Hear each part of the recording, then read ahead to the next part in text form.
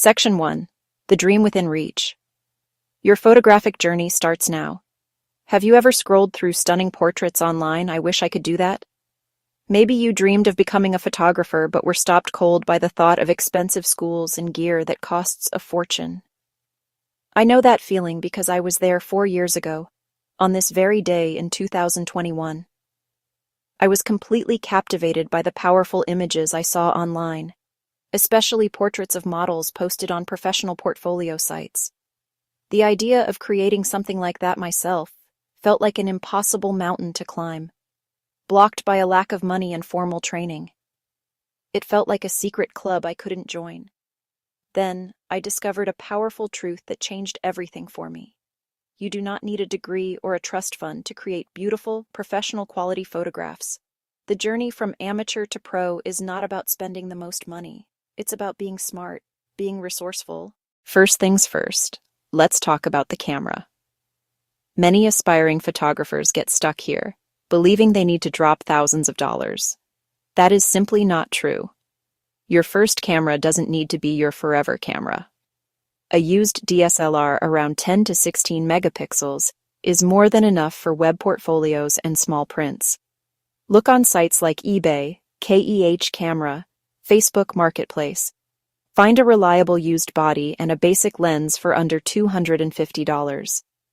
Even a 5-megapixel camera you already own can work for learning composition and lighting. Next on your list is a tripod. This is non-negotiable, but not expensive. A sturdy, reliable tripod is your best friend for tack-sharp images, especially in low light or with slow shutter speeds. It forces you to slow down and be intentional with composition. Professional strobes can be intimidating and pricey. Continuous lighting is a better, cheaper starting point. These are lights that stay on, so you can see exactly how the light is falling on your subject in real time, making it incredibly easy to learn. A set of 2 softbox continuous lights on Amazon about $60. Or get creative: a bright window, household lamps, white sheets, parchment paper, be careful with heat, to soften the light. You do not need to rent a sprawling commercial studio to take professional portraits. Any small dedicated space in your home can be transformed into a functional shooting area. The key is to have enough room to place your subject a few feet from the background and to give yourself space to move your lights around. A simple, repeatable layout is crucial for efficiency, allowing you to test different setups quickly. The backdrop sets the scene and doesn't have to be expensive. Plain, neutral-colored wall, seamless paper, white, gray, black. Fabric backdrops are reusable and affordable. A clean ironed bedsheet as a backdrop. Check secondhand shops. Check online marketplaces.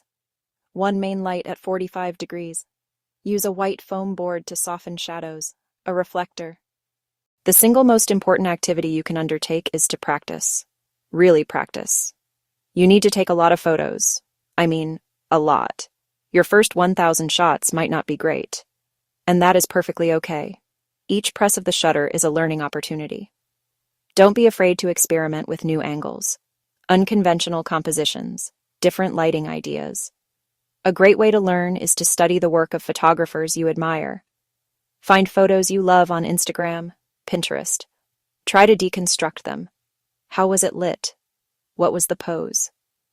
Then, try to recreate that look in your own home studio. This exercise isn't about copying, it's about learning technique. To practice, you need subjects. At the beginning, start with friends, then family. Finding people to photograph is often the biggest hurdle for new photographers, but it's easier than you think. Your initial network starts with the people you already know: friends, family, coworkers, classmates. Don't be shy. Explain you're building your portfolio and offer a free session.